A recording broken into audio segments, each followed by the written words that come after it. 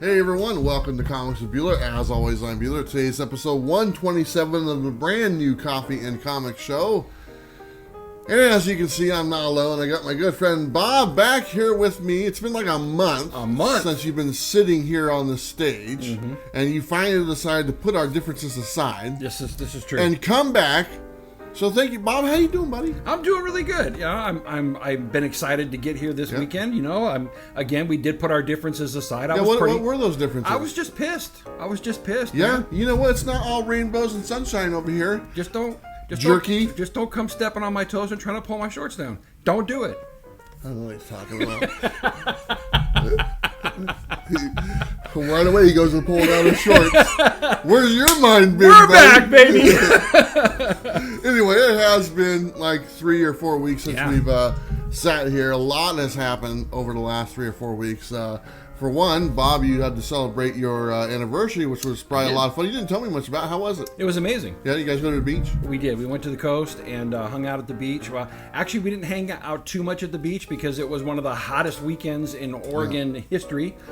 So it was wall-to-wall people at the beach, and I don't like when beaches get way too crowded like that. So we just hung out, you know, air-conditioned hotel room, and you know, we went to shopping and stuff like that, and just spent time with each other, man. It was cool. And that was your 81st wedding anniversary. 81st. That's our 10th, bro. I mean, you look it, but she doesn't look it. No. That's pretty awesome. Yeah, man. she's a spring chicken. Congratulations, 81st wedding anniversary. That's 81st. That's cool, man.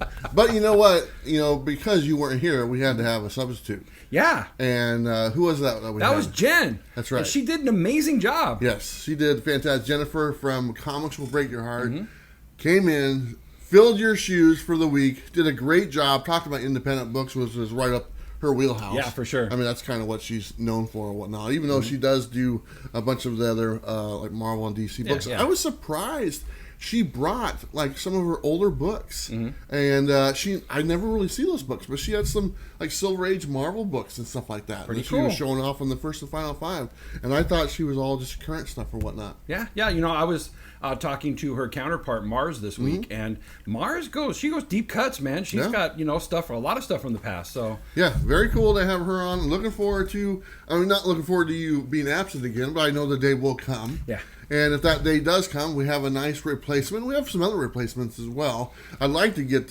Sleepy Reader in here. I've talked to him about that before, and it'd be nice to have him as a co-host at least once. For sure. You know, and we've had Sam here. He was a co-host a couple times. We had Ryan here a couple times. Ryan, I don't know what he's doing now. He doesn't even collect anymore. Yeah. Then Jennifer just did an awesome job. I think Jennifer is now officially part of the Portland Comics crew. For sure. So do us a favor, if you haven't checked out her channel, Comics Will Break Your Heart, go check it out. Make sure you subscribe. I think she picked up like 200 and 250 subscribers from being on the coffee video. We're trying to get her to 1,000. Shouldn't be a problem. She's only about 100 away. But Jennifer, thank you again for doing a great job, filling in for Bob, doing a good job. I want to take a week off. Here's the thing. I want to take a week off, and like she can fill in for me. And then you guys could film and edit the video. That's the thing. That's the thing. They edit the video is like no. They don't mind me taking a week off. They just don't want to edit. They're like, oh yeah, take a week off and you can edit it. I know how long it takes me just to do a half-an-hour video. I couldn't imagine what it takes to. Anyway, it's a long time. There's a lot of footage that never makes the show. We could make another 100 episodes of stuff you guys haven't seen. The cutting room floor. That's right. But let's go ahead and start off with the coffee we're drinking. Yeah. And we're drinking great Mocha Express coffee, the official local coffee shop of Comics with Bueller. What are you drinking today? I'm drinking what has become now my mainstay. I'm drinking a 6-shot iced Americano brewed with cinnamon and with some sugar-free vanilla sweetener in it. And it's heavenly. You love that stuff. I do. Look how big it is. Maher made me put it into a 32-ounce cup this time. Normally I have it in a 24-ounce cup. He says, you get more ice, it'll be better. So I tried it in a 32-ounce cup. There you go. Maher being the owner. Yes. Great gentleman. He's amazing. Hardest working guy I've ever met. Yeah. Never takes a day off. Nope, he doesn't. Never takes... when I say never, he's there at Christmas, he's there New Year's, he's there Easter, every single day for the last 20, 25 years. Yeah. He did go to Vegas for like a year. A year. I heard rumors that when he got his COVID shot, about a day afterwards, he got that 102-degree fever. Yeah. Didn't take the day off, man. No. He sat there and just plugged it out. Yeah, he was there. He was working. Unbelievable. He's awesome, man. Anyway, I'm having the Bueller. Of course, I haven't had this in a while. And the weather is just like on teeter-tottering as far as being hot this morning and not. So I figure I might as well sneak it in before it does get hot. So let me take a sip. Bueller's never tasted. The Bueller has never tasted so good. Really. All right, dude. It's been a few weeks. Anyway,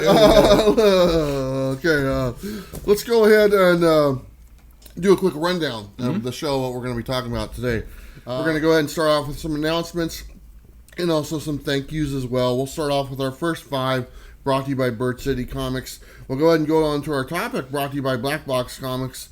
You can go to their website, blackboxcomics.net, enter the code Bueller, save 10%. But we're going to be talking about Comic-Con etiquette this week. And we were just at a Comic-Con. We filmed all that great footage. We had a tremendous time. That's actually the last time we saw each other was at Sunday. Yeah. And Bob took off. He literally just, I'm going to go, Bueller. And he was out the door. Before I turned my head, he was gone. I was like, he ran off, and I was like, okay, I'll see you when I see you, buddy. Yep. He's on the freeway all the way home. Gone. Anyway, so that's what we're going to talk about, Comic-Con etiquette, do's and don'ts, stuff like that. We'll follow that up with our final 5, brought to you by Bird City Comics. We'll also have Robbie's pick of the week and the pick as well, so it should be a lot of fun. We have honest mystery box reviews. This week we're doing the ComicTom 101 mystery mail call. Looking forward. A lot of people have been wanting us to do that one, so I'm looking forward to sharing our review on that box. We'll do our Was It Good segment. That's where we review some of the books we read this week. We talk about the books that we're going to read next week as well. That's brought to you by Comics on Coffee. And then we'll have our random thoughts. We're going to talk about Invincible, which I finally got a chance to watch the whole series. We'll talk a little bit about Loki. We'll talk about the Rob Liefeld epic fail interview and where that stands right now. I know a lot of people have asked about that. We'll kind of give you an update on how that's going. And also, Bob has an announcement. He's going to start sharing some pretty cool stuff. So we'll talk about that in the random thoughts. Then we'll wrap it all up, and that'll be the show. Sound good? Sounds good to me. Okay, so let's go ahead and just start off with our announcements really fast. As you guys know, Moon Knight #1, brought to you by none other than myself, Comics with Bueller, and Bird City Comics, is available right now to pre-order at birdcitycomics.com. Do me a favor. A lot of people are forgetting to do this. Enter the code Bueller, and you save 10% off your purchase. A lot of people have forgot. And it's no big deal if you have, but I'm trying to save you guys some money. And whatever you buy on their website, including my first Marvel exclusive Moon Knight, you save 10% off your total purchase. And that code is good as many times as you want to use it. So it's not just a one-time use. It's good if you buy something today and you buy something tomorrow. It doesn't matter. But the Moon Knight #1 by Yoon, the first Marvel Comics with Bueller exclusive, is available for pre-order right now. They are selling extremely fast and doing extremely well. So I want to say thank you to everyone who's purchased them so far. Yeah. And they come out on the 21st. It's a street date. So I'm assuming you'll start receiving them right after that. You know, they can ship right within that week or something like that. Sure. So they are going fast. There's the 4,000 total print run, 3,000 of the trade dress, and 1,000 of the Virgin. So there you go. Pretty cool, right? Very cool. Congratulations again. It's a milestone in Bueller's history. And I have to ask, I mean, you grew up with Marvel Comics. Yeah. How does it feel to have your logo on the back of a Marvel comic? I mean, it's got to be amazing. It's neat, but I haven't seen it yet. I haven't held it. It's just they haven't printed them, and they're in the process of printing. Mm-hmm. I haven't held it in my hand yet. And I think when I do, I probably get a little emotional. I would imagine. Totally honest. Because like you said, I grew up with Marvel. Marvel was the mainstay. It's not as much right now. Our flavor has changed or whatnot and what we like. But honestly, Moon Knight, I can remember reading the Mark Spector run and all that stuff, and really enjoying that character, Werewolf by Night and all that stuff. And now to have my first Marvel book and be able to share it with you guys, it's pretty cool. Yeah. But when I hold it, it's really going to be a pretty neat thing. Yeah, for sure. Because it was kind of neat because we didn't do a show last week because I was at the my family reunion, and all my family there was like so excited because we haven't really seen each other for like 2 years, but they were so excited because so much has happened to the channel, and it's just kind of went its own direction and stuff, and the exclusives and see the covers, and they're like, oh my, I can't believe you have your own book and everything, and I had a bunch to give away to my family and stuff like that, and they're like, it's pretty neat, because they know how much it meant to me. And it was funny because like even people at the family reunion that Moon Knight went on sale, a bunch of them start buying it. That's awesome. So hey brother, I just bought your book and stuff like that, or hey cousin, I just bought your book. I was like, cool. Did you end up be there? Cool. No, I forgot. That's true. Truth be told, I forgot as well. Yeah, even my daughter bought a copy. And the people at Bird City Comics said, she doesn't need to buy it. We'll give her one and whatnot. But she just wanted to. Yeah. She wanted to buy it, and I think she made a couple of her friends that are boys buy it as well. So she's like, you better buy that. That's great. And they listen. And they bought it. But I'm very excited. So if you guys are looking to get it, please go pick it up. It'll be in your hands within the next week and a half or so. And hopefully we sell out. That's my goal, is to make this a total sellout the first time around. For sure. For my Marvel exclusive. Now, that being said, I'm already in talks with my next project. Oh, that's great.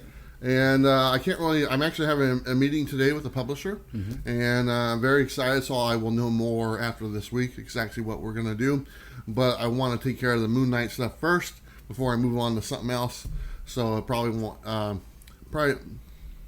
my birthday's this month. My birthday's July 30th, so maybe on the 30th of July, I might announce this next project or something. That'll be my birthday announcement or something like that. Very cool. But hopefully I get everything worked out by then, and you guys will see exactly what that is. So, very exciting. Excited for you, man.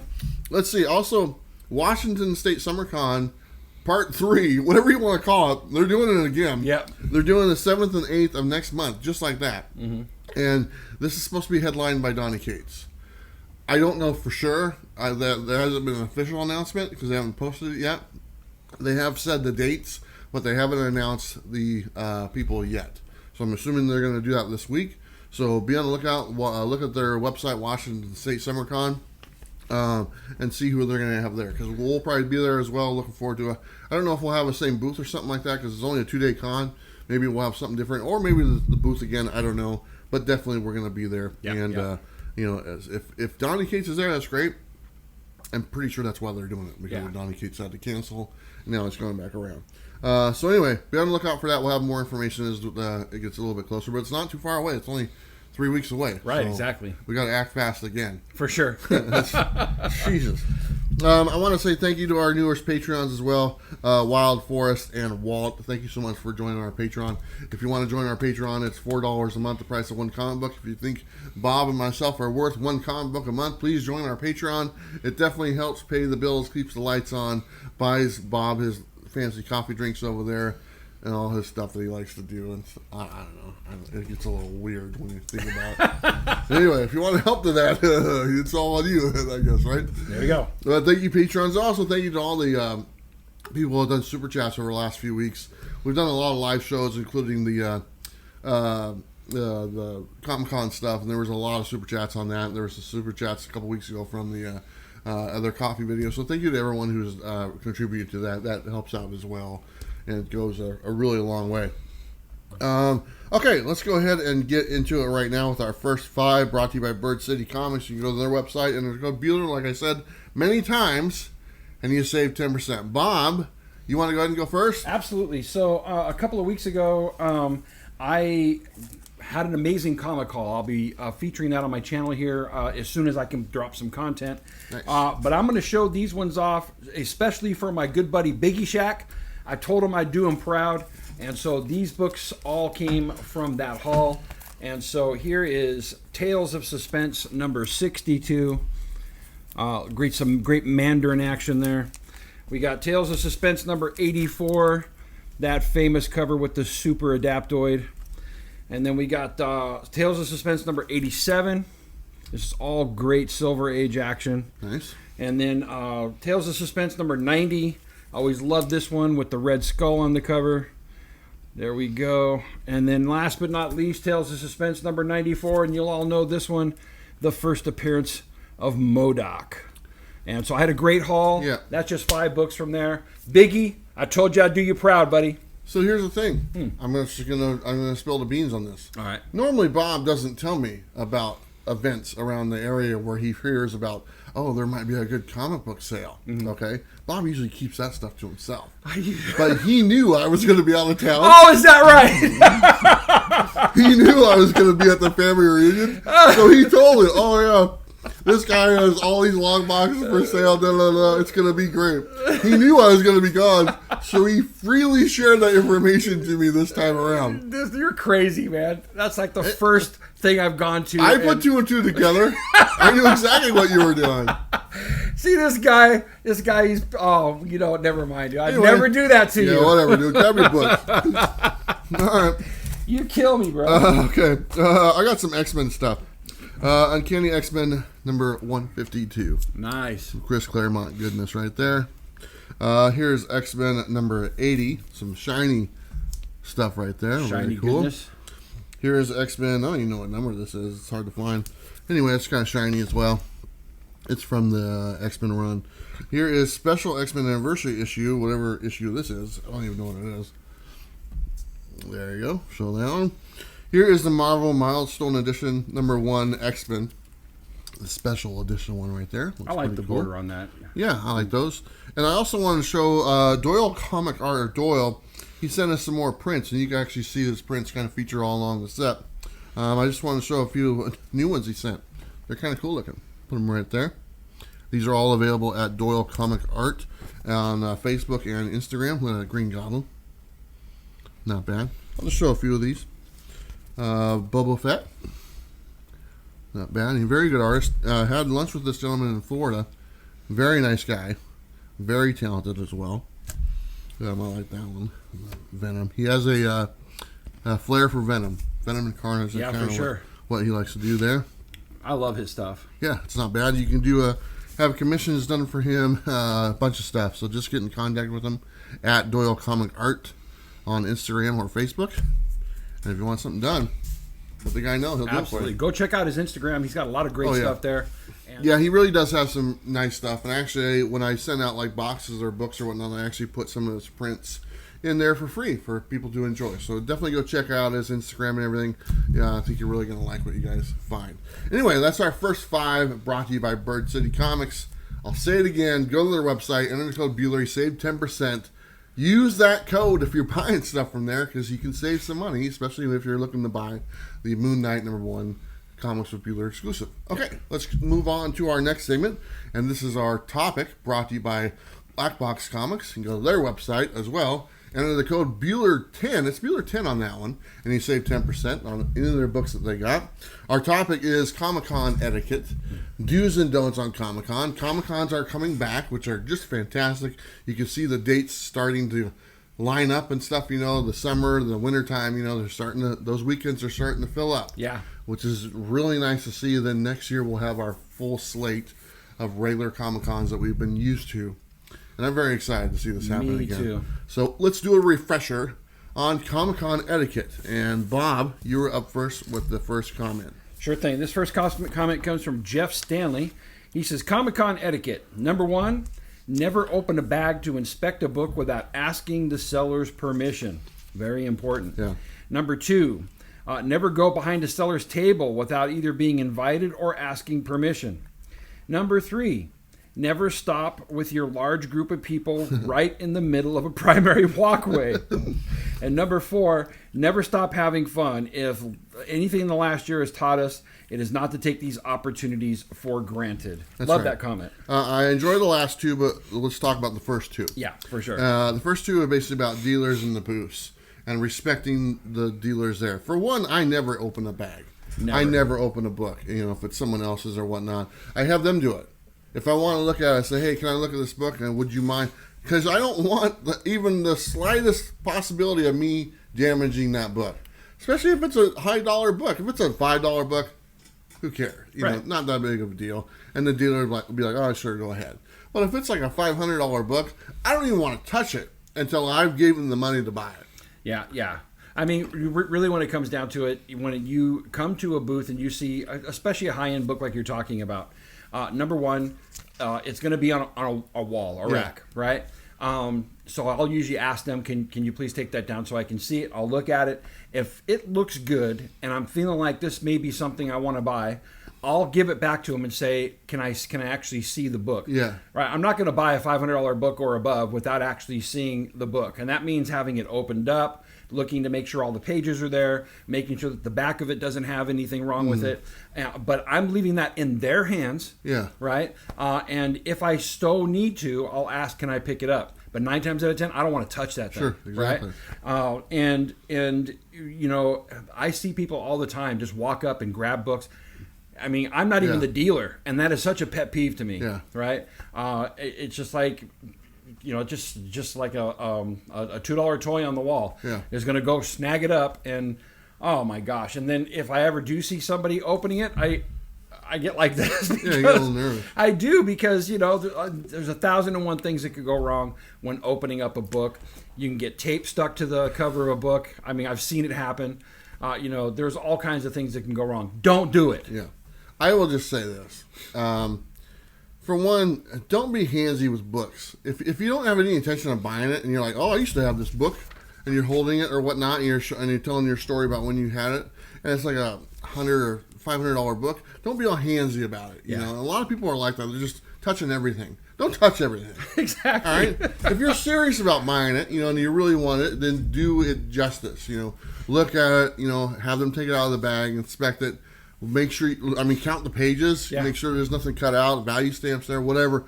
You know, do everything you want to do to make sure your investment in that book is worth it.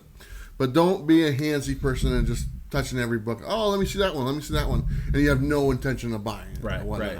I remember when I was in Florida with our friend Tony, and I'm just going to put Tony on the spot. All right, go for it. We went to a comic shop, and he saw that copy of 181 sitting in the case. It's like, I don't know, $3,000, $4,000, whatever it was. He's like, can I see that? And they're like, yeah. So they pull it out and put it on the counter. And he's like, can I show you something?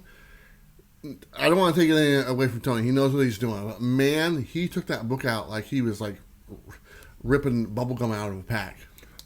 And I'm like, and the girl, the lady there, I'm like, oh my God. And I'm like, the way, I don't want to take anything away from Tony because he does know what he's doing. But he has a unique style that's a little more aggressive than I would ever treat someone else's 181. Right. My book, I don't care. I'll flip it around, throw it in my back pocket, 181, number 1, number 400. I don't care. It's no big deal to me. But someone else's book, it's a whole nother story. Yeah. But he's like flipping through the pages. He's using these tricks and stuff. And you can see them sweating. I mean, the two owners of the shop just sweating. Like, oh my God, this guy's just like, he's going to ruin it. Well, Tony threw down the money and bought it. Right. So it wasn't that big of a. He's like, I'm going to buy it. Don't worry about it. If I rip it, I don't care. I'm going to buy it. But I had to walk away. I literally had to walk away. I couldn't sit. I was like, oh my God. And he bought it. He spent the whatever thousands of dollars to buy it. But it was so nerve-wracking to see someone else handle someone else's book. Like I said, if it's your book, you can do whatever you want. It doesn't matter. You know, crinkle it up. You know, fold it in half. It's your book. It's your property. But if it's someone else's, man, treat it like it's gold. Yeah. And don't just assume that you can hold on to it or open it up. You know, it's in the bag and board for a reason. And it's not in there for you to take out and flip open and start reading the first page. Right. So just be very courteous of that and ask and let them do it. That's the thing. Let them show you. Don't just assume like, oh, they handed it to me. I have full reign and I can do whatever I want with the book. That's not the case. Let them do it. And I will have to say, on the other side of things, if you're brand new to buying higher end comics and things like that, and you see a book on the wall that you like, and you ask them to take it down, and it looks good in the bag, don't be too nervous to ask them to take it out. Yeah. I see too many people look at it at face value, and they get nervous, and they say, okay, I'll buy it. Yeah. And they have no idea if there's any defects on the back. They have no idea if there's anything else wrong with the book. And so don't be, these people, they want to help you. Yeah. Right? So ask them to help you. Yeah. All right, you got the next one as well. All right, so the next one comes from Kevin O'Shea, Pacific Northwest. He says, Comic-Con etiquette. If you bring a backpack for your purchases, be careful of turning around and whacking people or knocking stuff over. Try and give people their space, and don't be pushy. Yeah. So it's packed in there. These places are going to get really packed. As more people are more comfortable going out again, as time will go on. I think 4th of July is really if you want to call it, 4th of July this year is the brand new opening of America. Let's just say that, all the mask mandates are gone. All that stuff is pretty much gone. As far as I know, I think every state is now open for business or whatnot. There's no, all the stadiums at the basketball games are full right now for the finals and stuff. So there's no limitations. That being said, Comic-Cons get very crowded. And I've seen the people with the huge backpacks that are on, or even the carts that they have. And they take up a lot of space. And they just don't pay any attention to who's around them. And when you get in a room with a lot of people, you're knocking people over. This is no joke. At the Washington State SummerCon, for one, it was laid out great. There's plenty of room to move around. But they were giving away these bags. Oh, my gosh. That were the size of potato sacks. Were they not? It looked like people were wearing capes. Yes. Because they were so huge. Yes. They were literally the size of potato sacks. Yeah. That's how big they were. And they were giving them out. I think they were part of a promotion or whatnot. And you could hide a body in there. Yeah. It wouldn't be hard to put a body in. I'm sure some had bodies in there. But, that's a whole other part of the con that didn't get mentioned in this thing. But, be aware of your surroundings. When you're walking around, if you got a bag or whatnot. For one, if you have a bag, make sure you can close it as well. Because there's people out there who are, treating these Comic-Cons as pickpocket places as well. And if you have a bag that zips up or whatnot, zip it up. Because if it's wide open, people can look right in your bag and just reach in and grab something and pull it right out. So that's one thing you got to be aware of. It does happen. And it's an unfortunate thing that does happen. But if you have bags and you're full of books, just be aware. I personally, when I fill up a bag, I go and I put it in my car. You've seen me at the Frankenstein. I literally go, I fill up a box or a bag. I go in my car. I have a special place for my car. I hide it or whatnot. I go back in with the empty bag, fill it up, go and repeat, whatever, how many other times, 4 or 5 times, depending on how much I buy. The reason I do that is because that's a perfect example of a place that's really packed. Yeah. And there's not a lot of room to move around. And carrying a bag, it's not the easiest thing to do. No. To move in there. And then there's also, like I was saying, there's people with carts and trolleys that are filled with totes of books that they want autographed and all this stuff, literally just huge carts full of stuff that they're looking to have signed or whatever. It gets a little crazy. So just be mindful. And for the people who have that stuff, don't be a prick. Understand that, hey, you have this extra stuff. You need to be aware of the people around you as well. Yeah. Be courteous to the people that are around you and stuff like that. Just because you got a big bag or a big, huge cart doesn't give you the right of way, Just don't be a prick. Yeah, I mean, I use a cart now. I used to use a backpack. And, my cart is kind of tall. And it's about maybe 2 feet by 2 feet. And it allows me to put all kinds of different stuff inside of it. But usually I'm there with my wife. And usually we'll park it at the end of a table. Or usually we'll pull it away from the traffic so that we're not blocking everybody. Yeah. When I used to take a backpack, because of the fact that I know I can't see what's behind me, if I go inside of a booth or I'm going to stand at a booth, I would take the backpack off and I would hold it in front of me. That way I was always aware of who was around me and it's just little mindful things that you do to make sure that you're not bugging anybody or, like he says, be pushy. Yeah. Because with a backpack on, you can turn around and whack a kid. That happens all the time. It does. It does. If you have a big backpack on and you're just walking around, it does. You hit people, you don't even know you did. Right. And stuff. You end up knocking into people and stuff like that. It's and I'm not singling people out there. Some people out there, that are a little more nerdier than other people. They have very clumsy, don't know their surroundings. If you know that you're that type of person, take extra measures. I'm telling you. Like a bubble? Just do little things like take off the backpack, right? Yeah. You don't have to walk into a booth and start knocking toys over and hit the guy in front of you and then turn around and go, what happened? And knock somebody else down. I was at a con. I actually did a little video on this. I actually caught it out of the corner of a camera. Mm-hmm. This lady knocked down the whole display of a wall display. Oh. Full display, probably about 50 comics. Oh. Graded, not graded. And she's like, I'm so sorry. And that's all you hear. Right. And I put it in slow motion. And you see this X-Men 94 just hitting the ground like this, and then everyone's like, no. But I was standing right there when it happened. It was horrible. Oh my gosh, nobody ever means to. Yeah. Right, but just take the extra measure. There you go. All right, I got the next one here. Sure. This is a good one. This is from Jonathan Baker. He says, have your books prepared for signing and be aware of people behind you wanting signatures. Limit how much you get signed. Don't be short box Jones and get the whole X-Men run signed. Okay, so this is a thing. Let me just ask you. You've got a lot of books signed. Mm-hmm. What is your limit? What do you put on? Do you have a limit? Do you look at that? Should there be a limit to how many books? For one, the creator can do that for them. Yes. Well, a lot of them don't, to be totally honest. But what do you think is too much? I've never had so many books signed that I ever had to worry about a limit. Yeah. Because usually it's like 1 or 2 books that I'm having somebody sign. Maybe I think the most I've ever had a creator sign was like 5 books. Yeah. And so I've never worried about a limit. But I have seen those guys. Rose City Comic Con 2 years ago or 3 years ago, Brian Michael Bendis was there, and there's a guy that walked up with a cart full of books, right? Yeah. And it took him an hour to take them out of the bags and boards, and then he just lays them in front of Brian Michael Bendis. And I mean, the guy must have signed like 250 books. Yeah, he was doing it all for free. All for free. Yep. And then you watch this line that is just snaking around, starting to build up. And it's like it's crazy. Do you really need all those signed? No, he's just taking advantage of them. Right.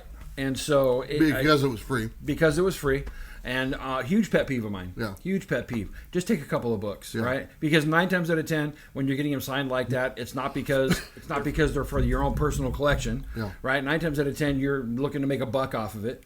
Don't do that. Yeah. It gets annoying because I was there at the same event. Mm-hmm. I remember watching that. That happened a few times. It wasn't just Bendis. There was a bunch of people that were they bring in the carts full of the X-Men run, and they want Claremont to sign every one of them. Right. Okay. Now, here's the thing: they're paying for the service. So how much right do you get for that? Because you are paying for it. Okay. It's like, hey, I'm paying for this. Don't I get what I paid for? I'm paying $5 a signature, and if I want 100 signatures, I'm paying $500. I paid for that. Shouldn't I get that?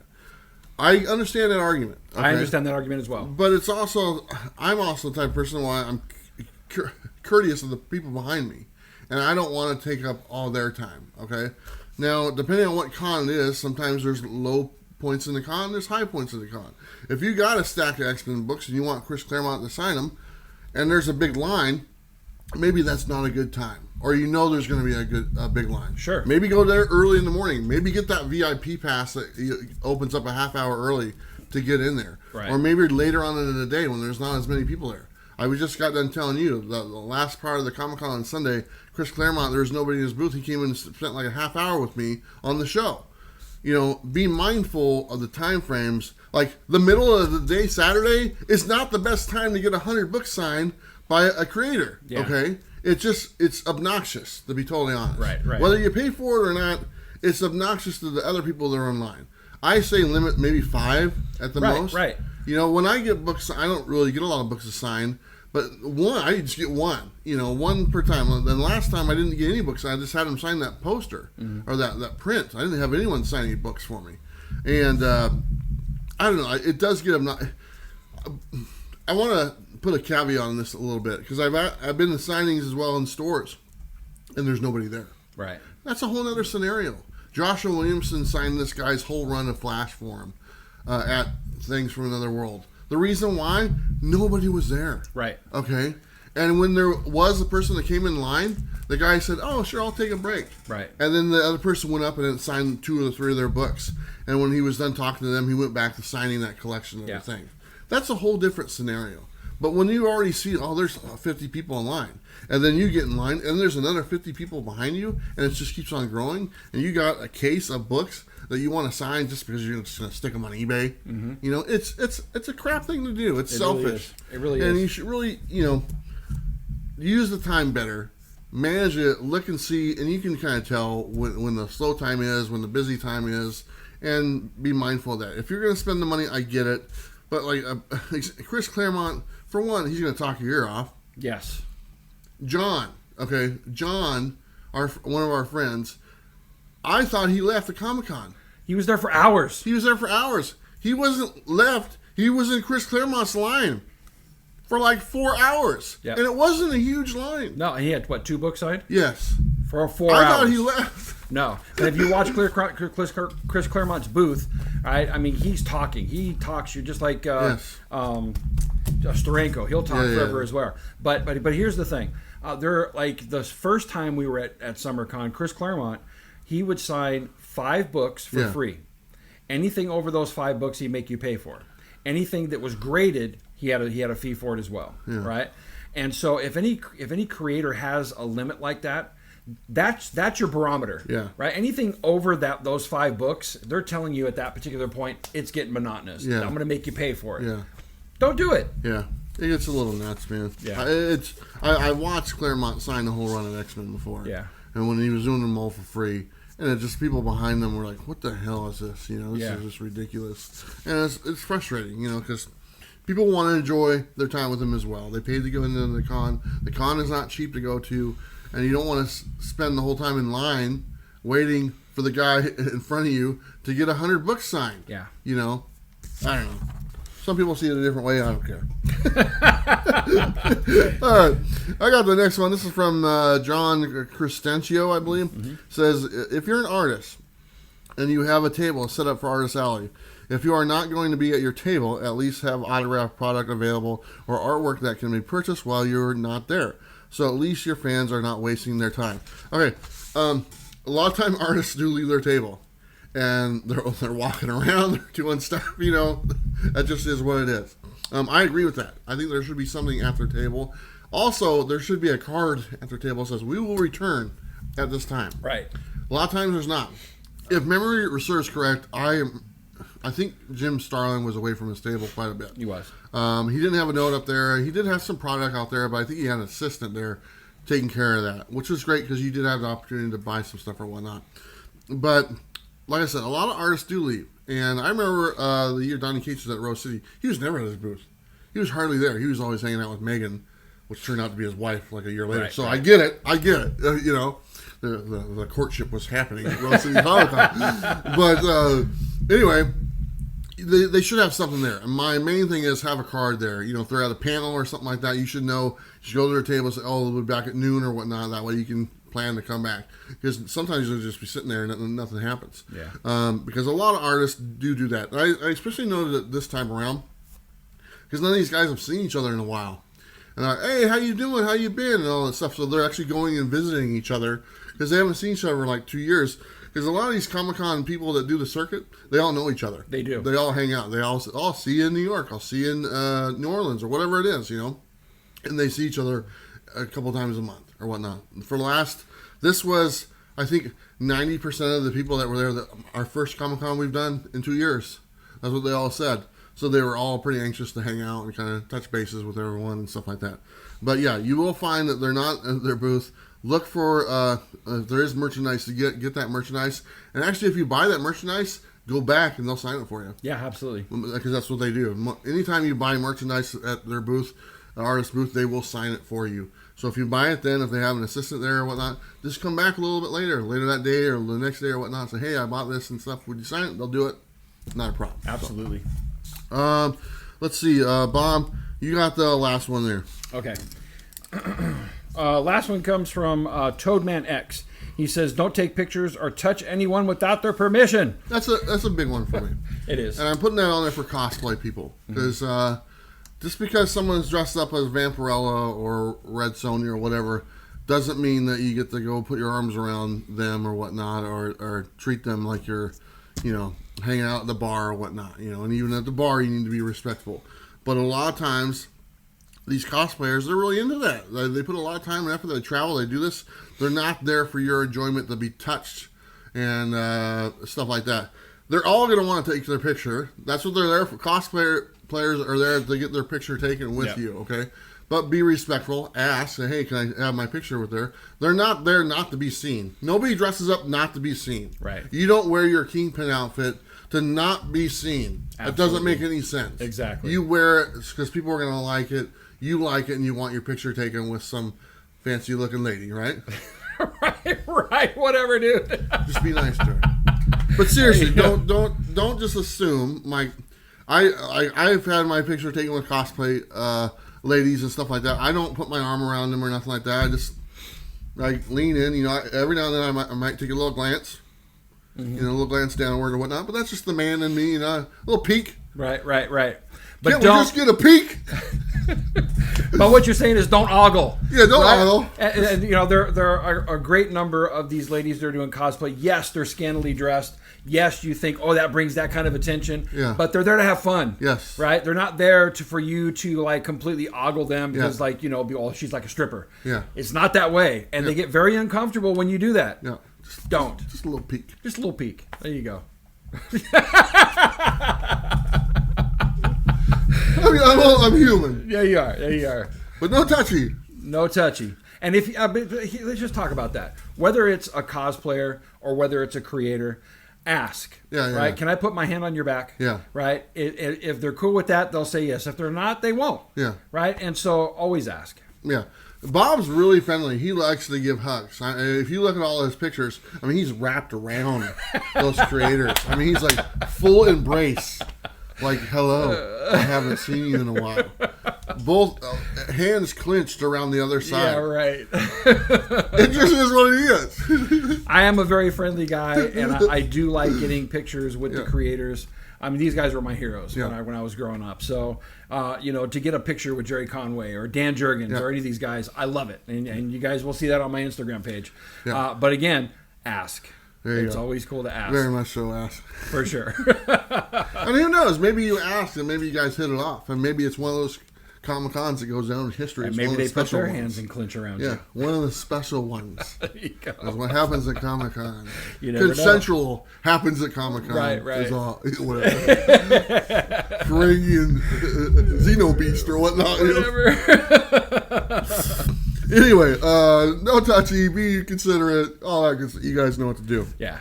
I've got some other stuff here that I just wrote down myself that I kind of want to cover that are kind of some tips and tricks for Comic-Cons.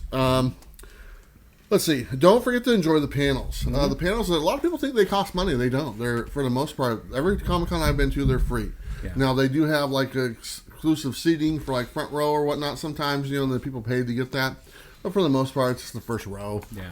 And then you can sit wherever you want, and they might get preferred seating like 10 minutes early. But all the panels, for the most part, are free. Yeah. And that goes for all of them, not just the comic creators, but the celebrities and stuff like that. So enjoy the panels. Get a schedule. Because I remember the first one I went to, I didn't even know. Yeah. I thought you had to pay for them to go to. Well, and there's a stigma about that because a business convention, you pay for workshops, you pay for these different panels to go into extra beyond what the normal fee is, and so I think a lot of people subconsciously think Comic-Cons are the same way, and they're not. The panels are free. Yes, yeah. So definitely take advantage of the panels. Go to every one of them that you can. That sounds good. If you got a Chris Claremont panel and Bob's hosting, good luck. The next thing you want to do is if you want to save some money on tickets. You just now picked up on that, didn't you? Okay, good. Save some money on tickets. Volunteer at the con. Yeah. Be a volunteer. Go to their website. Fill out a volunteer form. Stuff some bags for them for a few hours. Whatever they want. And they normally give you a pass for the weekend. Yeah. They don't ask you to volunteer. You can volunteer as much as you want. You can volunteer from open to close if you want to. Mm-hmm. But they normally don't ask that. It's a volunteer. You can volunteer whatever you want, and they give you something in exchange. Normally like a day pass or maybe even a weekend pass. Yep. So if you want to save the money to get into a Comic-Con, because they can be expensive, see if they have volunteers. I've done that in the past. I've saved myself hundreds of dollars just by volunteering for literally like an hour. Yeah, it's a great tip. So look for the deals. Don't be afraid to haggle with the price. It's just like a comic shop, but even more so. I think people are more in the line of making deals, especially on higher priced books. If you're sitting there, hey, I'm thinking about making this purchase or whatnot and stuff. If you're buying a bunch of books or whatnot, ask if there's a price break. Ask if there's a deal. Make an offer. Don't make an insulting offer. No. If it's a $500 book, say I'll give you $200 for that. Take a hike. Don't do something like that. But if it's a $500 book, Ask the guy, hey, can you do any better? About start 400 or whatnot, go to 450 or whatever it is. Right. But don't be afraid to haggle at Comic-Cons, because it's a convention. Comic-Cons are just like a step up from like a swap meet. Yeah, absolutely. These guys love to haggle. Yeah. So, and that's the type of business that we're in. So there you go. And also, bring things to trade. That's one thing I forgot to put on here, but it does come in handy. If you got some books in your collection that you don't want, bring them with you to trade to the vendors, because some of these vendors are looking for stuff as well. It's like, hey, I got this book. Will you take any money off this book if I trade you this one? That could work out also. Saturday will be the busiest day. Plan accordingly. Okay, yeah. Saturday is always the busiest day. It's usually Comic-Cons for the most part Friday, Saturday, Sunday. Some start on Thursday, but for the most part, Saturday is going to be your busy day.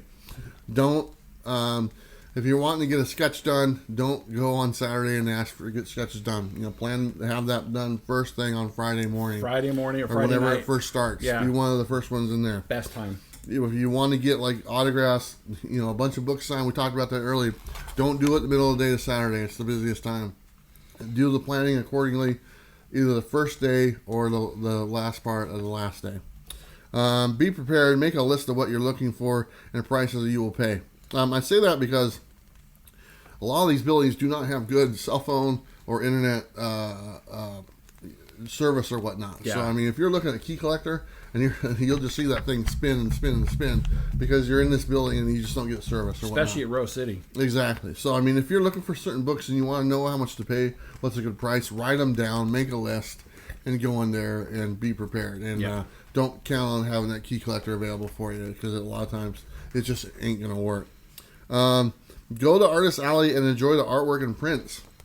I think a lot of people pass on that as well. Artist Alley, I consider are not like the main featured guests. Okay, there's a lot of just local artists in the area that will get a booth there at these Comic-Cons. A lot of just very talented people that you never know might be the big thing in the comic book world, and you have the opportunity to get one of their prints or original sketch done for them before they hit it big. And they charge you quite a bit less than obviously a well-known creator. So go to these artist alleys, talk to the creators there or the artists. Have them, tell them what you want, and they'll do a print for you or whatnot. Buy some of their work. It's worth it. A lot of great talent out there. Also, if you see the Hero Initiative, donate to the Hero Initiative.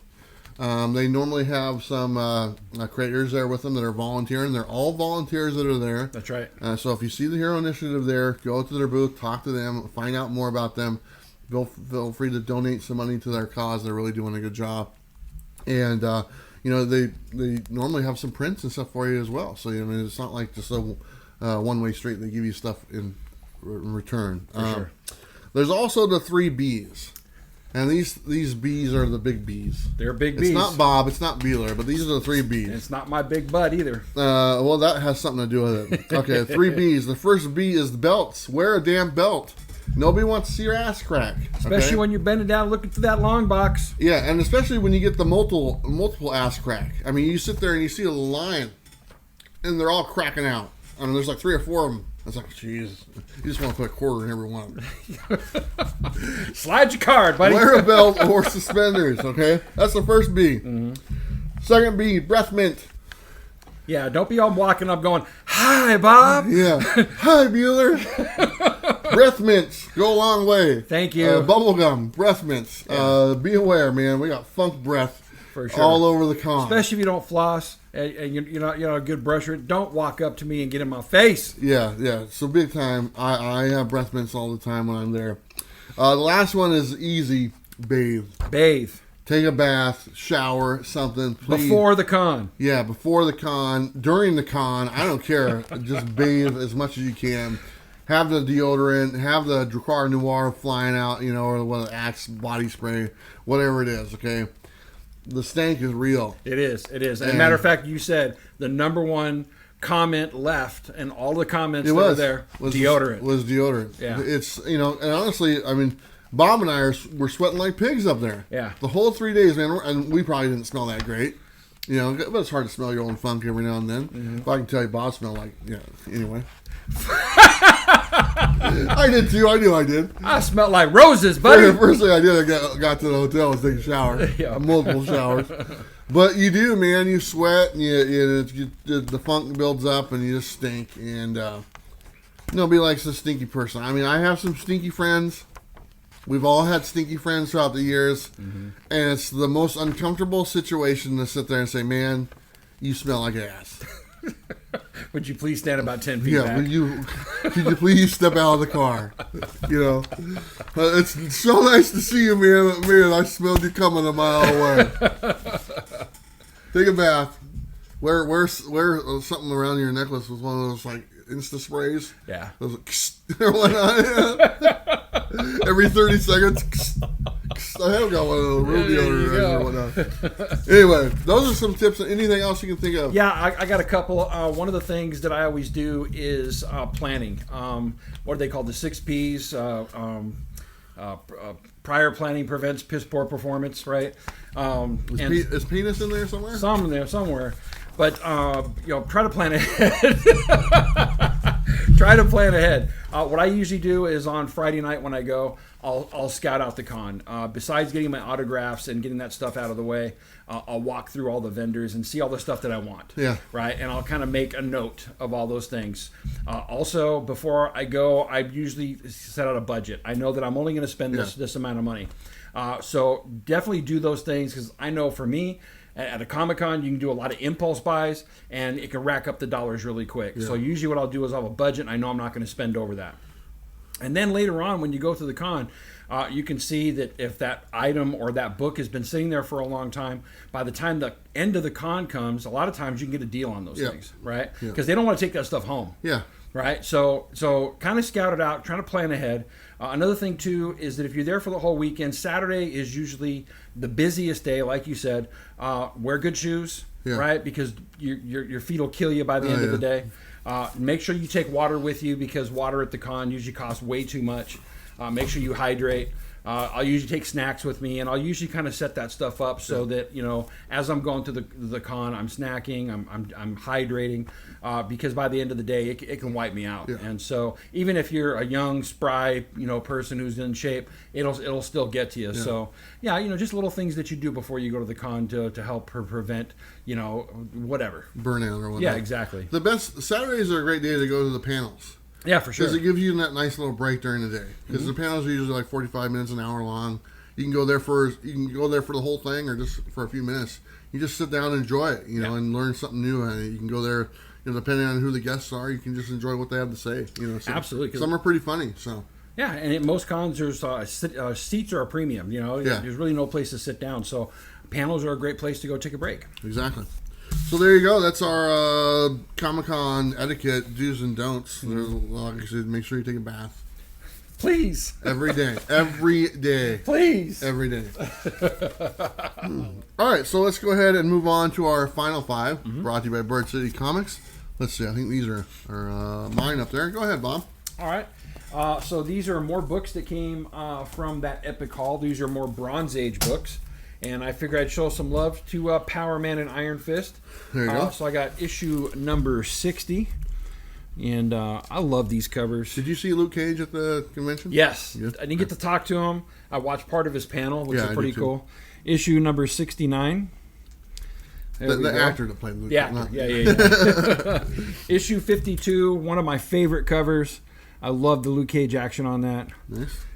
This one is issue 55. And I used to have all these books back in the day, so very cool to have them back in my PC. And this is issue 58. I think that's the first appearance of that guy. Is it? El Matador? El Matador? I think so. I think El Matador was in Daredevil first. I don't know. Whatever. Everything's in Daredevil first. All right, I'm up. There we go. I got more X-Men stuff.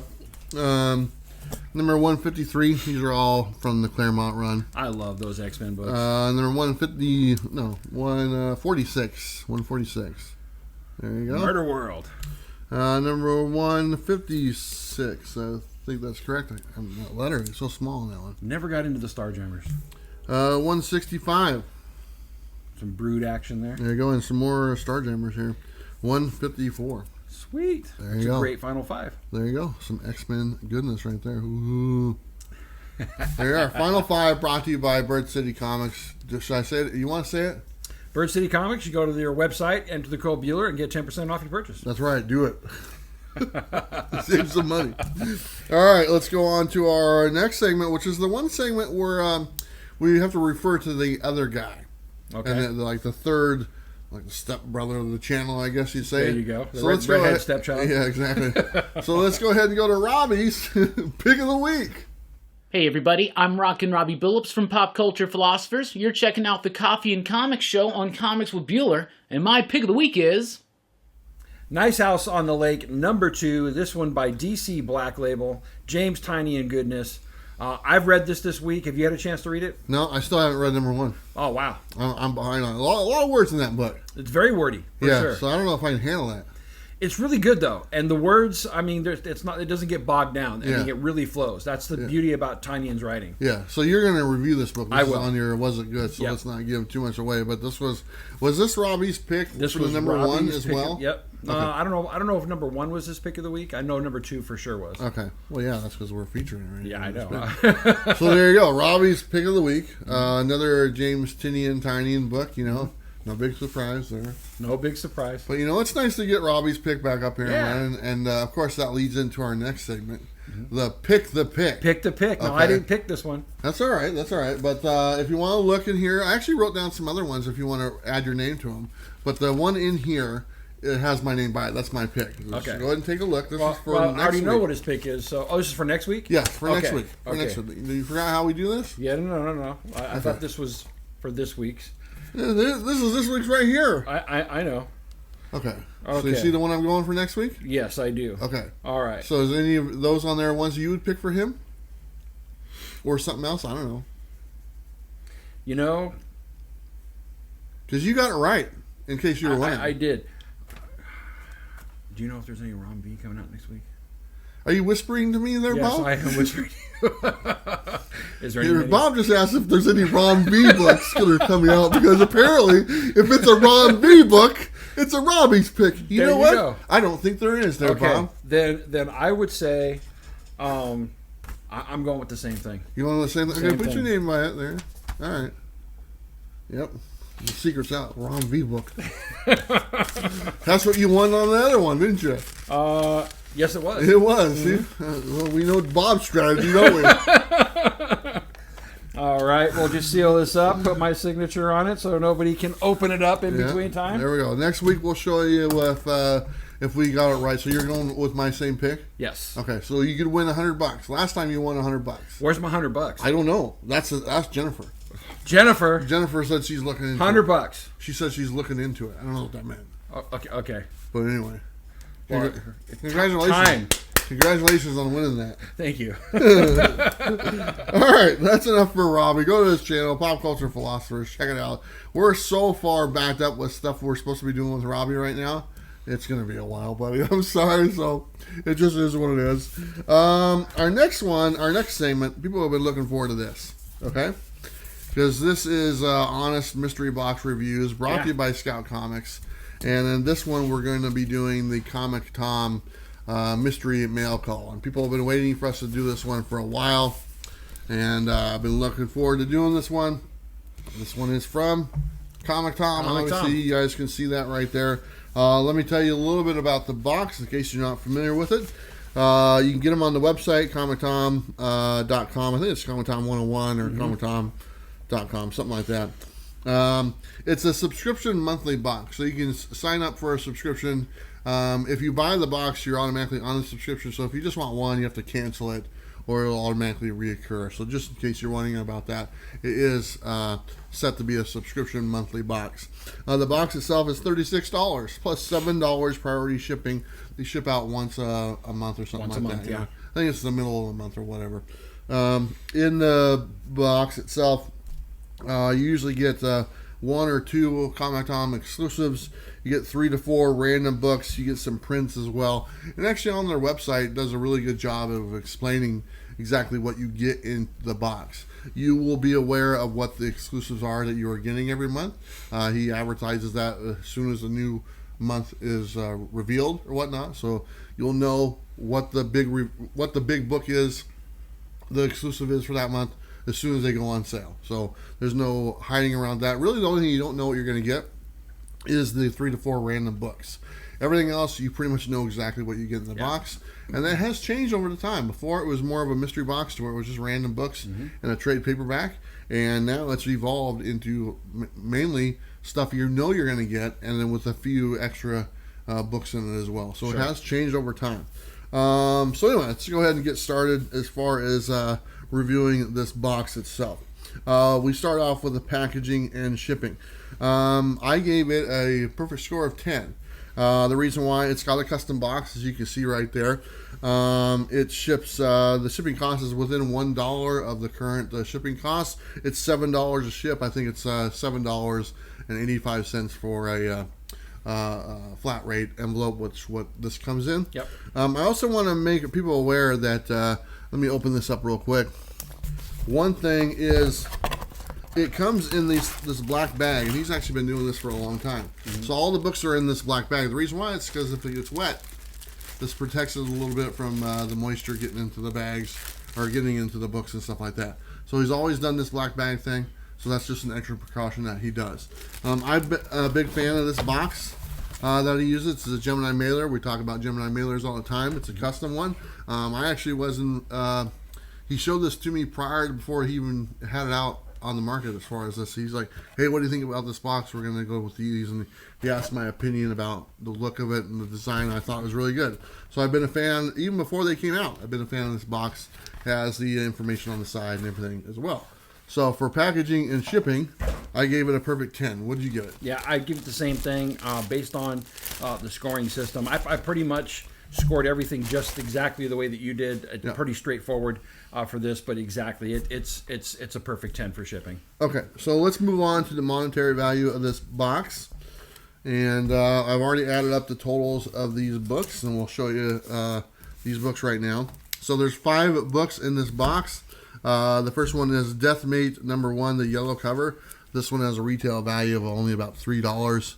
Really nothing too special about that one. The next one is Tales of the Teen Titans #88. This one has a value of about $1.50. So not too much exciting about that one either. The next one is G.I. Joe Special Mission #4. As much as I'm a G.I. Joe fan, I never liked this guy in the front because he doesn't use guns. He's the doctor or whatnot. Right. Anyway, this one's only about a $2 book. Nothing special. But the next 2 books are the books that you knew you were going to get in the box. And these ones actually do have some value to them. This is the Fantastic Four #32 ComicToms exclusive. And this one is selling for around $12. And then the next one is the big one. And this is the Something is Killing the Children #16. This is the trade dress variant. And this one is pretty much the value of the box right there. That is a $40 book being sold for.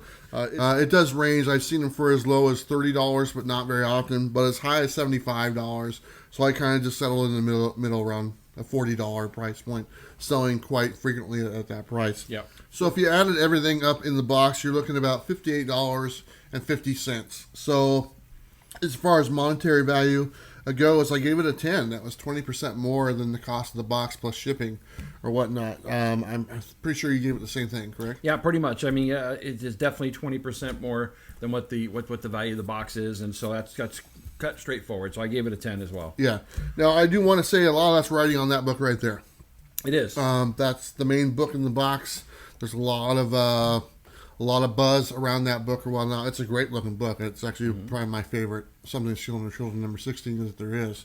Without that book, it's a whole other story. But it is what it is, and I got to go by what the value is and what they're selling. So because that book is selling for $40, that's pretty much covering the price of the box right there. Absolutely. And then the Fantastic Four is another 12. That one ranges anywhere from 12 to 20. I went on the low end of it. But the other ones, that we featured, those are dollar books for the most part. So yeah, I gave it a 10 as well on that one. But mainly because of that one book right there. Now this is kind of a different scenario because the other boxes we've done, mainly the boxes, they got a good grade for the monetary value, but it was a lot of $3 or $4 or $5 books added up to the price of the box. This time around, we're looking at one book covering the majority of the cost, and the rest being the $1 to $2. What do you prefer? Do you guys like that better? Do you like the overall one book being the more valuable one, or do you like the variety of books equaling the value of the box. What do you prefer? I prefer this. You do? I do, because like a lot of times, those lower end $3 or $4 books, most of them I probably don't want. Yeah. Don't need. It's just filler inside of my collection. And with this, I'm getting a premium book that I really am looking for. Yeah. And I really enjoy that particular run. And that is one of the better covers for that particular copy. I'd love to have that in my collection. And so based upon that, I mean, that right there is the draw of the box for me. Yeah, I think most people are probably in the same boat. I think most people would like one big book, and the rest of them they really don't look at too much. For one, if you want to get your money back, you only have to sell one book. Yep, there you go. You don't have to worry about selling 10 books at $3 a piece, doing all the crap that goes along with it. So there you go, 10 and 10 across the board on that. Plus, also one of the things that Tom does that's also a plus is every month he takes some random books and puts them in through, and so you could get there are grand prizes that he puts in there. And if you got one of those, man, I guarantee you'd be really happy. There you go. The next category is the non-monetary value, well-known characters, stuff like that. This is where it did not score that great. And I gave it a 5 out of 10. Yeah, I don't think that you can give it any other score than a 5. I mean, more than half the books are considered to be filler books, for sure. Yeah, so that's what a 5 is. More than half the books are filler. Just books that you don't really, there's no really anything about them or whatnot. It's not really main characters. It just ran, like, I think the G.I. Joe one is even a reprint, if it's not, or the Tales or something like that, That Valiant book, that's a $1 book at the most. That's 90s goodness. I think that's the biggest area where Tom could improve this box, and I think that's his biggest weakness he's had in the past as well. The featured books that you're going to get are pretty awesome, for the most part. It's the filler books that are in there, the 3 or 4 other books that I think they could step up a little bit. There's room to grow, and it's always nice to have room to grow. In the box, you want to have that thing to where, put a, Venom 200 in there or something like that, or something a little bit more well known would go a long way. But that's the only category I can think of that really scored less. So I gave it a 5 out of 10 on that one. Like I said, more than half the box, those 3 other books were just filler books. Yeah. Honestly, those 3 other books, I wouldn't put them in my Bueller box. Those type of books I wouldn't even put in my box. I've seen a True Believers books in there, and I consider those kind of filler books as well. But it does give an area to grow. Sure. But I don't think that's why people are buying this box. No.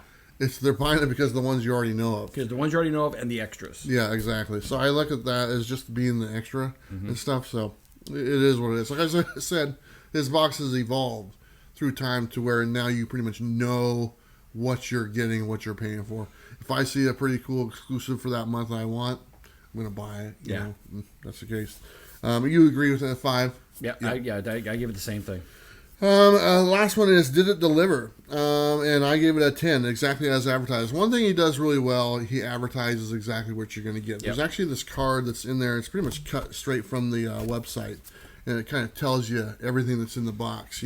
Tells you the print runs, tells you the prints, tells you the exclusives you're going to get. It shows you sometimes it shows you the grand prizes or whatnot. Those are also on his website. So I think he does a good job of being pretty upfront about what you are getting. There's no big secrets. Like I said before, the main thing what you are getting are the exclusives that you already know you're getting. If you're looking to, out of the 3 or 4 extra books, to get something really big, that's a very small percentage. Exactly. So you know what you're getting. So I gave it a 10. What did you give it? I give it the same thing. I mean, there's really no other score to give it. I mean, it did deliver as advertised. I can't say that it went well above advertised. So it was a 10. There you go. So bonuses, I like the bonuses because he gives a lot of prints. And let me show you the bonuses. So there's a print for ENIAC number 1. There's a print for, these are all original Sweet stuff Tooth. as well, Sweet Tooth. Here's the Invincible guy. And we got this bag of, what are these? Those are CGC Signature Series windowed bags. Okay. So a lot of times when people send in their books to CGC, they have to cut out windows. Well, not to CGC, but to the private signings. They have to send in with the bags already cut out. CGC created bags with a window already there so that you can just send them in that way. And I bought a bunch of these myself. This is really cool to have this as part of this mystery mail call. I think he probably just had some extra stuff laying around. And he threw in these boxes. I really appreciate this. Who else got him or whatnot? What would I do with these? Give them to me. Yeah, exactly. Exactly. So, if you wonder if they're random, this is a random box for sure. For sure. But anyway, I didn't even know what these were, so I'm glad you were here to tell me what those were. But I think he probably just got a bunch of promotional stuff and probably just threw it in the boxes. So much appreciated, though. I mean, the extras in this were great. Yeah, so I gave it a 2 for the bonuses. No problem. Full value for bonuses. So my total score was 47. Mine was 47 as well. 47 as well for a total of 94, which gives it an A. Yeah. So pretty good box. Way to go, Tom. I think that we're going to do it again. We're going to get next month as well. Okay. And we're going to see how that plays out as well with a different book, a different featured book. And like I said, it's that featured book is what carried the value for this month. Can it do it again next month? We'll find out. We'll find out. The market will determine that. So pretty much, I'm assuming everything else will be very similar. The shipping, all that stuff will be a very similar grade. But the monetary value and the non-monetary value, we might see a difference in grading for that. So I'm looking forward to doing that. But all in all, an A. 94, a little room to grow. The non-monetary stuff, I think you can do a little bit better. But honestly, on the featured book, some of the children's, that's pretty cool. It is. It's amazing. So that's really why I wanted to get it. For sure. I like that book. Well, there you go.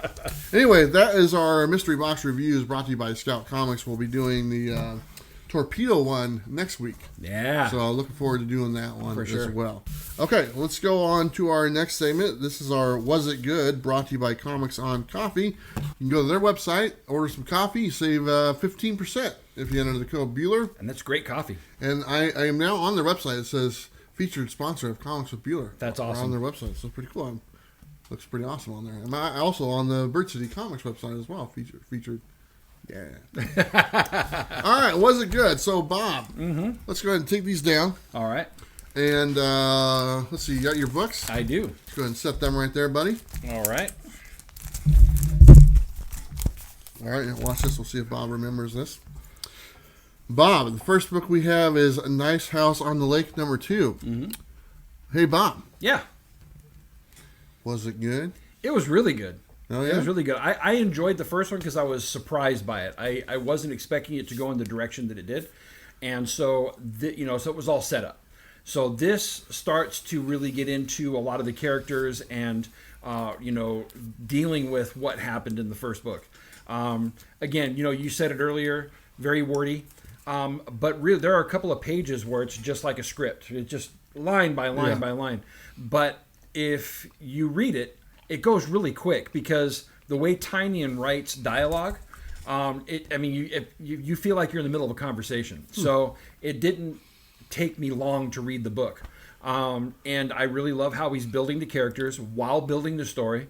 And I really enjoyed it. I thought it was a pretty darn good book. So, yes, it was good. All right. I'll take your word for it. Yeah. There's too many words for me. Yeah. All right. We'll go to the next one here. This is Sleigh Bells, number 1 by Bad Idea. Yep. Bob. Was it good for you? Was it good for me? Yes, it was good.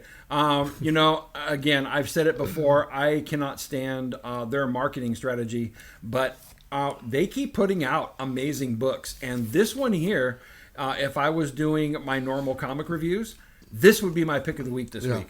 It was so much fun. What was it about? So basically, it's about this kid and his dad on Christmas Eve. They go out hunting. They're kind of a poor family, and so they're trying to bag a deer. They get out on the range. They hunt all night, and they're about to go home empty-handed when they see up on a ridge, here's a deer. And the son knows not to shoot anything that's on a ridge because the bullet could go astray. And so the dad says, look, it's Christmas Eve. Nobody's out here. Fire it.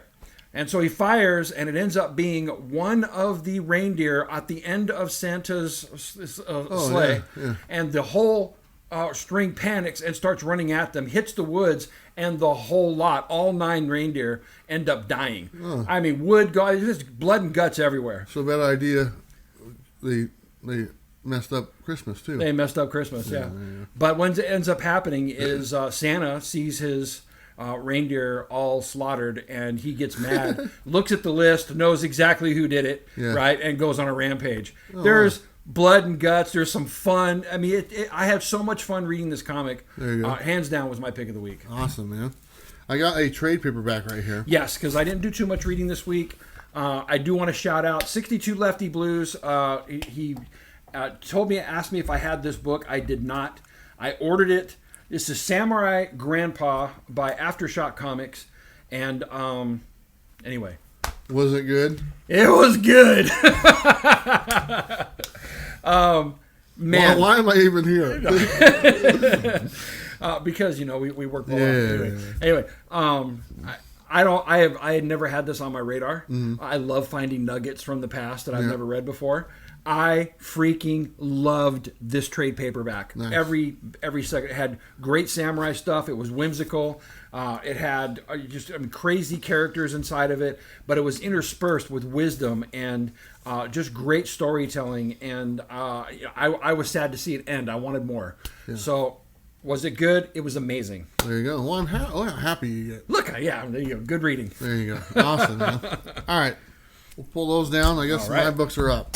Okay, so Bueller. First book on your list is Geiger, number 4 by Image Comics. Yep. And Bueller. Yep. Was it good? Yeah, it's good. I'm enjoying the series. This one has a little bit of Mad Max feel to where like they're driving and being chased, for half of the book or whatnot. Yeah. So I enjoy that. There's a lot of advertisements in this book. I noticed. I don't know if you read it, but the last 8 or 10 pages were all other stuff. And it actually at the very end, it introduces some new people into the story. So I'm curious to see about them. But yeah, I got a really hardcore Mad Max feel, with the whole, especially the last one, the Fury Road or whatnot. I kind of got that vibe. He's being chased. Him and the 2 kids are being chased by this group of, wastelanders or whatnot. Cannibals. Yeah, exactly. So I liked it. It was fun, but it was a short read, quick read for this. Very quick read. Yeah. But it was good. It was really good. Very much so. Awesome. All right. So next one up on your list is The Walking Dead in color. This is issue, I can't read that. 18. This is issue number 18. If I remember right, that's the Michonne issue, right? No, they're dealing with in this one, they're dealing with the prisoners. The prisoners, okay. But Bueller, was it good? Yeah, I'm really enjoying this. I never read The Walking Dead when it came out. I wasn't in the comic books. And my first introduction into The Walking Dead was watching the TV show. So now with them doing these new deluxe color versions, I've been on it from week 1. They do them every couple weeks. And this one right now is, if I were to refer to it as like the TV show, this would be like the second season, first few episodes of the second season when they're dealing with they're at the prison. They're dealing with the inmates that were at the prison, the kind of power struggle, who gets what. And that's what this issue was dealing with. And it's nice to see the differences in the TV show as compared to the book, because I didn't know the differences were. And I really enjoyed it. So I really enjoyed this. This is actually still on my pull list. I cut my pull list way back, but I'm keeping this one on there.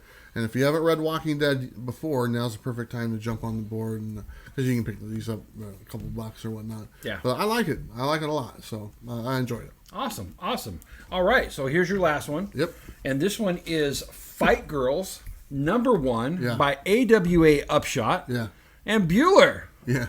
I already know the answer to this question. Was it good? Yeah, it's good. It's just... It's corny. Mm-hmm. It's about these. It's like a game show almost, and these like 10 or a dozen women get chosen to go to like this. I don't know, just on the show or whatnot. They have to battle, and in this version, they're battling like through like dinosaurs and stuff like that. And they die. If you lose, you die or whatnot. And like half of them make it, half of them don't, and they have to get up to the pyramid and press this button to be the winner and stuff like that.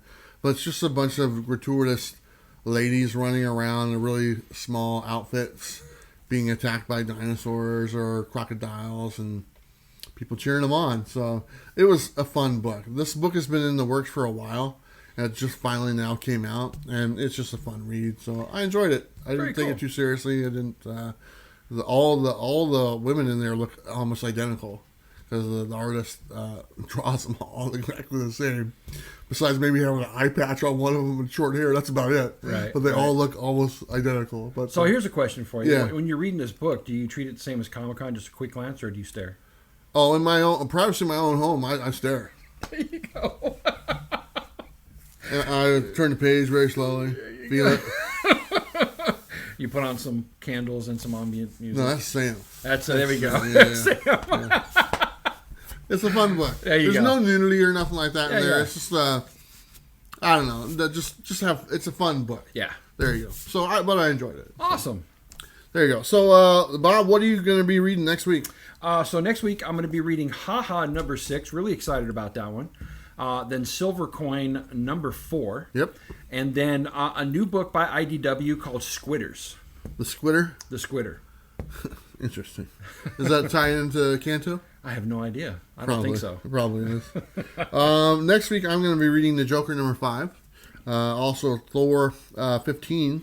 And I'm hoping to get my hands on Bunny Mask number 2. There we go. If I don't get that one, I'll have to pick something else out. Sometimes they sell out that one. But that's what I'll be reading next week along with some other ones as well. And we'll let you know if those are any good. But I'm curious to see about your little Squitter. Yeah, we'll see.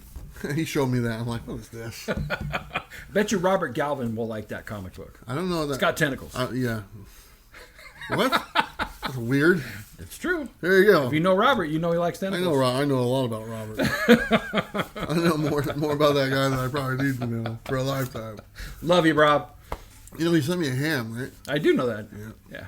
That was before I knew him. Yeah. I was a little worried about that. Now, if he said it to me, no big deal. I know the guy. But Him and his wife have a heart of gold. Oh, they're awesome. They're awesome. I've invited them in my home many times. They're more than welcome here anytime. All right, so that's our Was It Good segment brought to you by Comics on Coffee. Go to their website, save 15%, enter the code Bueller, all that good stuff. Let's go ahead and move on to our random thoughts. And our random thoughts are brought to you by our Patreon members. Patreons. Thank you to all our wonderful Patreon members, past and present. Everything you guys have done helped us out quite a bit. We dedicate this segment to you. This is our random thoughts. Anyway, I got to finally watch Invincible, the whole series. Not familiar with the comic, never read it and stuff like that. I just finished it up last night. Really enjoyed it. Loved all the voice acting in there. It was just incredible. Obviously, that doesn't have anything to do with the comic because you don't have the voice actors. Sure. But I thought they did a tremendous job on the voice acting in this series. And really made me want to go read the comic. I like how this first season, because they did get renewed, set up multiple different things. Like at the end of this season, he's like, what are you going to do now? So there's literally like 10 other things that he can tackle. There's not like it's one and done type thing. And including his father is still out there somewhere. I really enjoyed it. I thought the action was really grody and bloody and all that good stuff, and colors are nice. I mean, did you read the series at all? I have not read the series. I've always heard that it was really good, but never picked it up. I watched the first season, and after I was done watching it, I immediately ordered the first trade paperback. Oh, nice. And from what I understand, it just keeps getting better. Yeah. I was taken aback by how brutal it was. I mean, it is brutal, and I loved every freaking second of it. And so I really enjoyed watching it. And my wife, who normally doesn't like the brutal stuff, she loved the whole series too. So it was really well done. You're right. The voice acting was great. And I can't wait to get into the actual comic book. I really like it being on Amazon because you can pop up the menu on Amazon and it'll show you all the actors that are involved in that scene. I was like, who's that? Who's that voice? Who's that voice? Oh, that's the girl from Community. Oh, that's the guy from... That's, what's his name, from Walking Dead and stuff like that. I thought that was really cool. Yeah. Just to see who the different voice actors were and stuff. I enjoyed it. I thoroughly, once I got hooked and going, I finished it over about 2 or 3 days. Loved it. So there you go. The next one I want to talk about is Loki. And are you watching Loki? I'm watching Loki. There's only one more episode to go. Yep. So what do you think? Because we only talked about the first episode. Yeah. I'm really enjoying it. I think I love the hijinks. I love the direction they're going with. I never thought that they would go in the direction that they have with it. This last episode was kind of like way over the top, bombastic. And I love seeing all the different Lokis, which was really cool. Yeah. But I've been enjoying it. I still keep waiting for the big reveal, right? I don't know if they'll do it this time, but Mobius and the antagonist, I can't think of her name, but that's the parents of Kang the Conqueror. So I keep waiting for there to be a reveal of Kang inside of this that we're going to get, since he's going to be the villain for the Ant-Man 3 movie. Yeah. I think we may end up seeing him. We'll see. Yeah. I totally lost interest. Did you? Yeah, I don't like it. Wow. I don't know why. I just didn't. After the second episode, I just like, oh, okay. And I don't know why. It's not. I'm not saying it's bad. Mm-hmm. I just lost interest, and I was like, I don't know. I just didn't. Maybe the timeline stuff kind of doesn't sit well with me and stuff, because I've never really been a big timeline guy, and how this makes all these different things or whatnot, and how it kind of branches off and everything. But I just totally lost interest, and I kind of glanced over the last episode and stuff. I didn't pay it too much attention, to be honest, and it's just not doing it for me. I don't to each his own. Yeah, like I said, I don't think it's bad by any means. I think it's a pretty good show. It didn't hold my attention. Not like the previous two. Not like more so the Winter Soldier, Falcon and Winter Soldier. Yeah. I really enjoyed that. Maybe it was just the action scenes and stuff, the more the realistic atmosphere, as opposed to the the hijinks and the castles and the stuff like with Loki or whatnot. I think it's the White Vision that's in the castle. Oh, that's a good answer. He probably just flew over there from I don't know, maybe Wonder Man. Who knows? Right. They're hanging out there. All the people that were supposed to be the other ones are just hanging out there. There you go. I don't know, but it just didn't. I wish I could give a better response than that, but it just. I know the last episode is coming up. I might just, honestly, I just kind of glance. I don't even watch the full thing. I just kind of speed through it and just see what's going on and stuff. I don't know. It just didn't do it for me this time around. That's too bad. The What If cartoon that's coming out, that looks fun. Yeah, it looks great. Looking excited for that. Mm-hmm. It doesn't have anything to do with anything going on. So, I don't know. But Loki, for me, I don't know. I wish I had a different response. But I just lost my attention for it. Yeah, I hear you. Sorry, Loki. Another thing I want to talk about really fast is you guys all know this about the Rob Liefeld interview that was supposed to happen but didn't happen. Just a quick update on that. I don't know if we haven't planned anything else. I haven't been in talks with the agent or nothing like that. Last thing I heard from them is they said that we'll let you know, and I haven't heard anything else. I did see that someone mentioned something to Rob Liefeld on his Twitter. He responded saying that he's available to reschedule. I hope that is the case. He's a very busy guy. He's actually doing a bunch of cons now as well. And so when he does get some free time, hopefully they reach back out to me and I can plan something. Hopefully it works. That's the thing. If it plans something again and it doesn't work, it just ain't meant to be or something like that. But really looking forward to, if it does happen, getting that opportunity to talk to him. I just want to say thank you to everyone who watched that video, the epic fail, when I wanted to do something and put something out there, because I wanted to mainly apologize to you guys, because I had promised to bring something to you guys to watch, and I just wasn't able to deliver. Whether it was my fault or Rob's fault, it doesn't matter. Just the situation ended up being what it was. The technical difficulties on my end or his end, that doesn't matter. I had promised to be able to do something for you guys. I didn't deliver. You guys are deserved an apology, and that's what I wanted to do. So that's what that video was for. And hopefully in the future I can make that up and bring that to the table. But I just want to say thank you to everyone who reached out to me and kind of sent me their well wishes, especially when I was at my family reunion.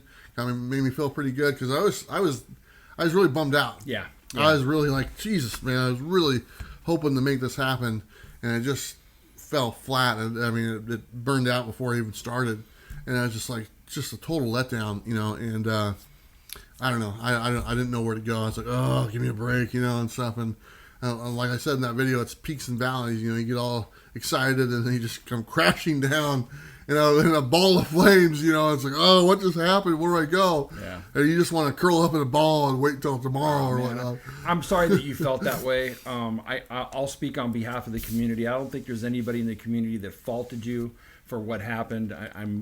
That's just who you are. Of course, you're going to apologize for not being able to bring that, but everybody felt for you, man. Yeah.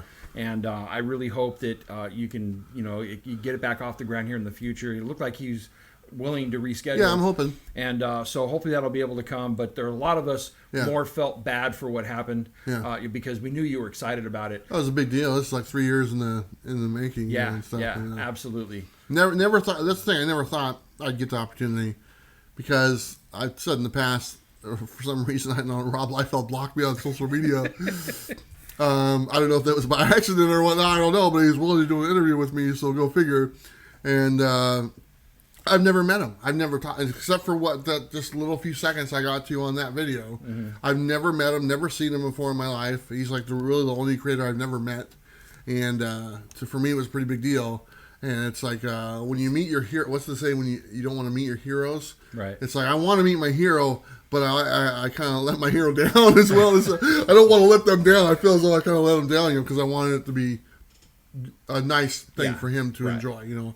All around nice thing for you guys to enjoy, for myself and him, pleasant time for everybody. Yeah. And unfortunately, just didn't happen this time around. But we'll give it another shot, hopefully down the road, and see what we can do. Sounds good. Anyway, so thank you so much to everyone who reached out. Thank you. Appreciate that. All right, one last thing on Random Thoughts. Bob, you got some information you want to share with us. Absolutely. So a while back, you guys know that I talked about these T-shirts, and I finally was able to find a company that's going to work out. And so I'm going to be doing pre-sales of the Everything Comics T-shirt. With that logo or something different? With this logo. Okay. And so the shirts are going to go for $20. And you can purchase one by going and sending me an email on bullseyebobec@outlook.com. And basically let me know what size you want, your address. I'll send you a PayPal invoice. Yeah. And I'm going to do a pre-sale on it. And when I get to a certain level, then I'll cut it off. And at that particular point, I'll be shipping. It'll probably take 2 or 3 weeks. Yeah. But you can choose sizes from extra small all the way up to 4 extra large.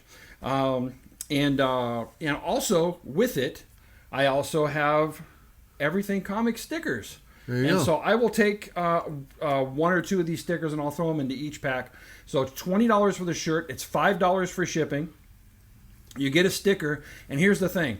$2 out of every sale will go to the Hero Initiative. So not only are you buying a T-shirt, which helps the channel and gives some great merch, finally, but also you also can do something really great for the Hero Initiative. Because part of that purchase will go to them. And so again, bullseyebobec@outlook.com. The price is $20, $5 for shipping. You can buy multiple shirts if you want to. Sure. I'll work with you on shipping at that particular point. I'll throw some stickers in. Some people ask me if I would be selling the stickers by themselves. I don't think I'm going to do that. I will throw them in with each purchase. But I'm not going to sell these individually. Look at you, merch man. Well, I finally was able to offer something. I don't even have a T-shirt. You did, didn't you? I hated selling shirts. That was like almost 2 years ago. I said, forget this. Oh my gosh. Well, that's why I'm doing the pre-sale. I'm not going to buy a bunch of sizes and then try to sell out of that. Yeah. I'm going to basically let you guys buy what you want, and I'll put the order in for what you guys have bought. And I'll be offering it on my channel as well. But yeah, you'll be probably making a video about it on yours? Absolutely. Okay. So, right on. But yeah, there you go. Some Everything Comics shirts. And I already got mine. Yeah, you did, didn't you? Yeah. They're a little bit better quality than this. This was a prototype from a company. I like mine. You like yours? I do. I like it because I like the lighter cotton. Yeah. They're real soft. And my bullseye was well placed. Yeah, this one's a little bit lower than it should have been placed. Yeah, yours was like right on your belly. Yeah. Which is why I didn't wear it to Comic-Con. Like, where the chalupa goes. Exactly. But yeah, anyway. It's a great way to support the channel and to also support the Hero Initiative as well. There you go. That's awesome, man. Congratulations. Yeah. Shirts. And stickers. Stickers and stuff. Pretty soon he'll have his own action figure. There we go. I'll buy that for $1. Awesome, man. So that's our random thoughts for the show. And you know what? That's been the show right there. And, I just want to take a minute. And like I said, when we first started, we've been off for about a month. Yeah. As far as together. I hadn't seen Bob since the last day of the Comic-Con. Yep. And because he had to leave a little early because he had to work the next day, really early in the morning. Yeah. So he had took off. And that was almost, 3 or 4 weeks ago since we've done this video. So it's nice to have Bob back here at the table doing the coffee video again.